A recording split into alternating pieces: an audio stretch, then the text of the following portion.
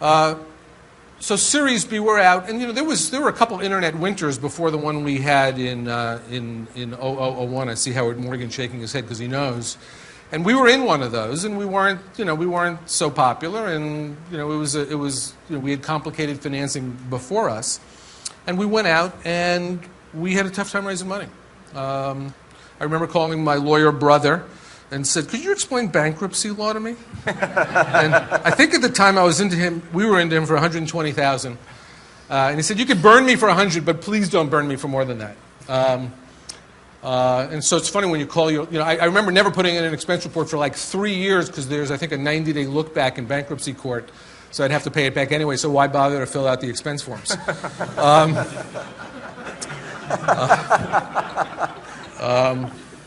In any event, I covered 2 payrolls myself. We were 61 people.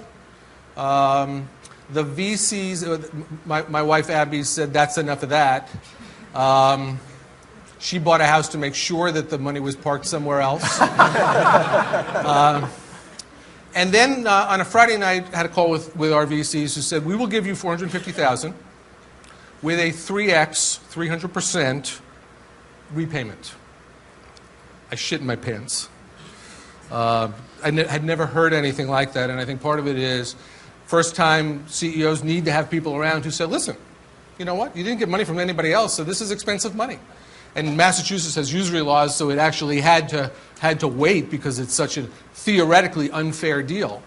But in any event, they gave us the $450, which covered a couple of payrolls. And then we had a board meeting the following Wednesday, and that was probably the most important moment in the company's history, I think, or one of them.